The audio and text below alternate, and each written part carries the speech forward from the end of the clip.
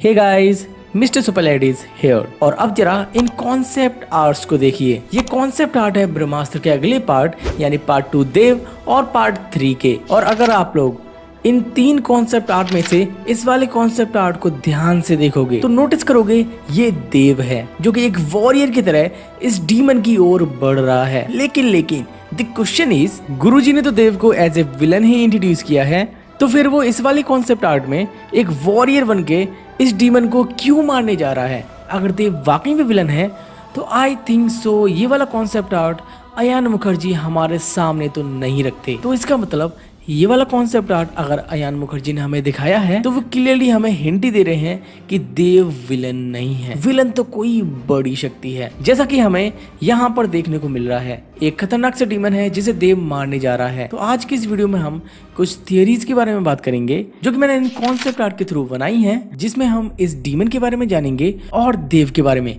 कि वो वाकई में हीरो है या फिर विलन। और यही नहीं, गुरुजी के बारे में भी कुछ स्पेशली बात करेंगे, जो कि उन्होंने देव के बारे में जो कहानी सुनाई थी वो सही भी है या फिर कहानी कुछ और है। तो कुर्सी की पेटी बांध लो, मौसम बिगड़ने वाला है। तो जब शिवा गुरुजी के आश्रम पहुंचा था तो वहां से उसे मालूम पड़ा था कि देव और अमृता उसके माता पिता थे। बट मेरा मानना यह है कि गुरुजी ने आधी अधूरी ही कहानी शिवा को सुनाई थी। देव के बारे में उन्होंने बताया था कि देव कई अस्त्रों का धारक था और वो उस्ताद था अग्नि अस्त्र का, और इन्हीं अस्त्रों के ऊपर उसे ब्रह्मास्त्र को काबू करना था और उसकी पावर से उसे बनना था ब्रह्मदेव। ओवरऑल इस कहानी को अगर गुरुजी की नजर से देखें तो इसमें हमें देव एक विलन की तरह ही दिख रहा है। बट ये कॉन्सेप्ट आर्ट तो कुछ और ही बता रहा है। देव एक वॉरियर की तरह इस डीमन से फाइट कर रहा है, तो फिर वो विलन कैसे हो सकता है? It means Guruji hide something mysterious. अब ये मिस्टीरियस क्या हो सकता है उसको भी हम थोड़ी देर में जानेंगे। ओके, तो अगर अभी भी तुम्हें लग रहा है कि देव वाकई में करप्ट हो गया था और उसे ब्रह्मास्त्र की पावर चाहिए थी, तो कहीं ना कहीं उसे ये तो पता ही होगा कि अगर वो ब्रह्मास्त्र को जोड़ेगा तो डिस्ट्रक्शन होना तय है। और ज्ञान अस्त्र जिसके पास है वो अज्ञानी वाली चीजें कैसे कर सकता है? अब ज्ञान अस्त्र कोई करप्ट अस्त्र तो है नहीं जो कि उसके धारक को भ्रमित करे। वो कहीं ना कहीं अपने धारक को एक राइट वे दिखाता होगा, और डिस्ट्रक्शन तो राइट वे नहीं है। सो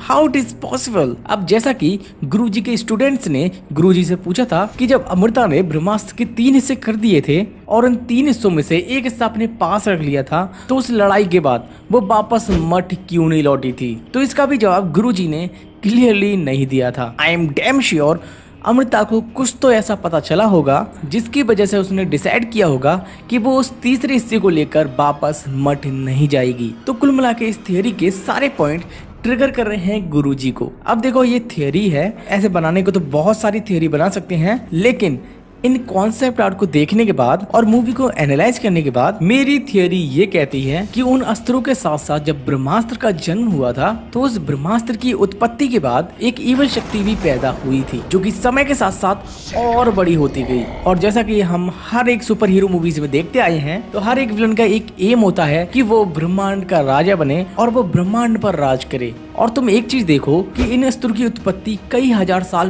पहले हुई थी और इन्हें शक्तिशाली ऋषि मुनि ही होल्ड करते थे, लेकिन समय के साथ साथ इनके होल्डर्स बदलते रहे और अब इन अस्त्रों को होल्ड करती है एक न्यू जनरेशन। अनीश को हम करप्ट नहीं बोल सकते, मोहन भार्गव को हम करप्ट नहीं बोल सकते, और शिवा और इस कॉन्सेप्ट आर्ट को देखने के बाद देव को भी हम करप्ट नहीं बोल सकते। बोल सकते थे अगर ये कॉन्सेप्ट आर्ट हमारे सामने नहीं होता तो मेन बंदा बचता है गुरुजी। हो सकता है गुरुजी उस डीमन से मिला हुआ हो जिसे ये ब्रह्मास्त्र चाहिए था कि वो ब्रह्मांड पर राज कर सके, और उस डीमन ने गुरुजी को यहाँ पर भेजा हो ताकि गुरुजी वो ब्रह्मास्त्र उस डीमन को दे सके।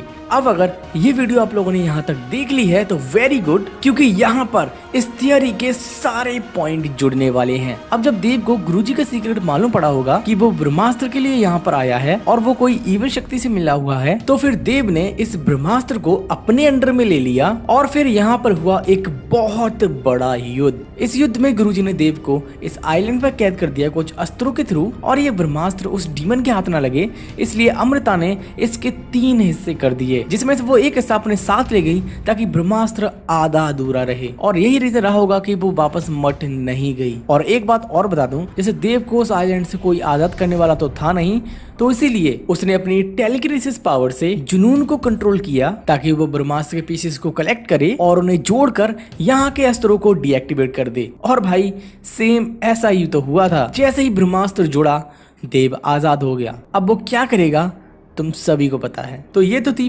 पहली थियोरी। अब बात करते हैं सेकेंड थियोरी के बारे में। अब इस थियोरी में देव वाकई में करप्ट हो गया था और उसे ब्रह्मदेव बनना था। अब क्योंकि वो कवच, ज्ञान, अग्नि अस्त्र का मास्टर तो बन ही गया था, अब उसे इससे ऊपर वाली शक्ति यानी ब्रह्मास्त्र की शक्ति को जानना था। इसलिए उसने ब्रह्मास्त्र को जगाया और डिस्ट्रक्शन शुरू हो गया, जिसे रोकने के लिए अमृता को आना पड़ा और उसने ब्रह्मास्त्र को 3 हिस्सों में तोड़ दिया। और वहां अमृता उस आइलैंड पर उसे कैद कर वहां से एक हिस्सा अपने साथ ले गई, ताकि अगर देव यहाँ से निकल भी जाए तो उसे तीसरा हिस्सा ना मिले। खैर मूवी के लास्ट में जब जुनून ने इस ब्रह्मास्त्र को जोड़ा था और जब डिस्ट्रक्शन शुरू हुआ, तो इसी डिस्ट्रक्शन से अर्थ पर एंट्रेंस के लिए एक पोर्टल बन गया, जहाँ से बाहरी डीमंस अंदर आ गए, जैसा कि हमने अवेंजर्स में देखा था। डॉक्टर सेल्विग ने एक पोर्टल ओपन कर दिया था जहाँ से चित्तौरी सेना अंदर आ गई थी अर्थ की। सेम यहाँ पर भी हुआ होगा। और जब ब्रह्मास्त्र की शक्ति शिवा के अंदर समाने के बाद डिस्ट्रक्शन रुक गया, तो वो बाहरी इविल शक्ति यहीं पर रह गई होगी। और ये बाहरी शक्ति एक डीमन हो सकता है, जो कि हम इस कॉन्सेप्ट आर्ट में देख ही सकते हैं। और ये बाहरी शक्ति यानी डीमन जब अर्थ पर राज करने की कोशिश करेगा, तो उसे रोकने के लिए